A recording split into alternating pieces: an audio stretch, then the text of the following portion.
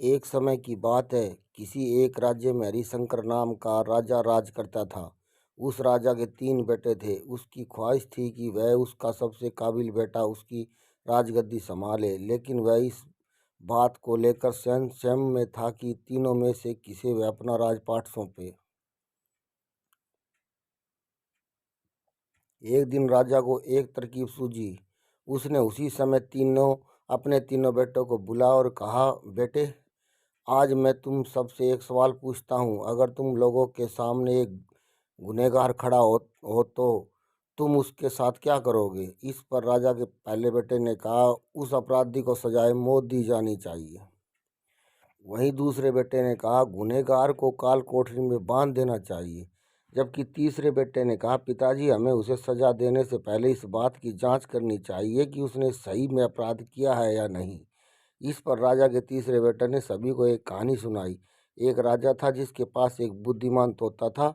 एक बार उस तोता ने महाराज से कहा, मुझे अपने माता और पिताजी के पास जाना है। राजा ने उसकी बात नहीं मानी, लेकिन तोता ने हार नहीं मानी। वह लगातार महाराज से जिद करने लगा कि मुझे माता पिता के पास जाने दे। अंत में राजा मान गया और राजा ने कहा, तुम 5 दिन में आ जाना। इसके बाद तोता 5 दिन के लिए अपने माता पिता के पास चला गया। छठे दिन जब वह राजा के पास लौट रहा था तो उसने सोचा कि क्यों न वह राजा के लिए कुछ उपहार ले लिया जाए। फिर वह पर्वत की ओर निकल पड़ा। दरअसल वह राजा के लिए अमृत फल लेना चाहता था। वहां पहुंचते पहुंचते रात हो गई। तोता ने पर्वत पर पहुंचकर फल तो ले लिया, लेकिन रात हो जाने के कारण वह आगे नहीं बढ़ा और वहीं रुक गया।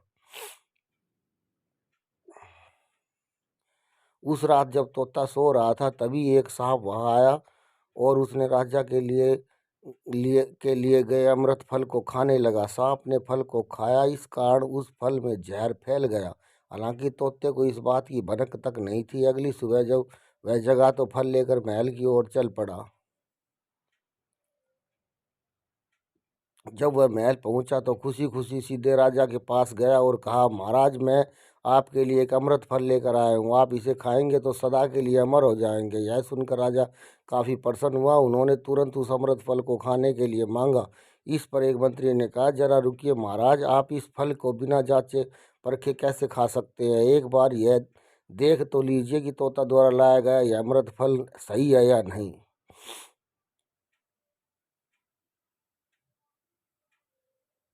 राजा उस मंत्री की बात से सहमत हुआ और कहा कि तुरंत इस फल को एक कुत्ते को खिलाया जाए। राजा का आदेश पाकर सैनिक ने फल का एक टुकड़ा कुत्ते को खिलाया। फल खाते ही कुत्ते की मौत हो गई। यह देखकर राजा गुस्से में आग बबूला हो गया। उसने क्रोध में आकर तलवार से तोता के सिर को काट दिया, साथ ही फल को भी फेंक दिया। कुछ साल बाद ठीक उसी स्थान पर एक पौधा निकल आया। यह देख राजा को लगा कि यह उसी जहरीले फल का पौधा है। उसने सभी को आदेश दे दिया कि उस पेड़ का फल कोई नहीं खाएगा। कुछ दिन बाद एक वृद्ध व्यक्ति उस पेड़ के नीचे आराम करने के लिए रुका। उसे भूख की काफ़ी जोर से लगी थी। उसने उसी पेड़ से फल तोड़ा और खाने लगा। फल खाने के बाद वह बूढ़ा व्यक्ति एकदम से जवान हो गया। राजा ने जब यह देखा तो वह आश्चर्यचकित रह गया। उसे समझ आ गया कि वह फल जहरीला नहीं था। उसे बहुत बड़ी गलती हो गई है। उसने बिना सच्चाई जाने तोते को मार दिया। इसे लेकर उसे काफ़ी पछतावा भी हुआ। इसके बाद वह मन ही मन खुद को कोसने लगा।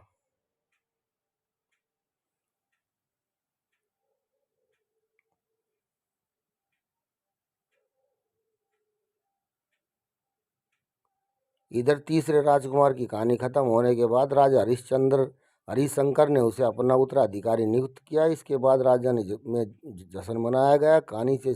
इस कहानी से हमें सीख मिलती है कि हमें कभी भी जांचे परखे किसी को सजा नहीं देनी चाहिए।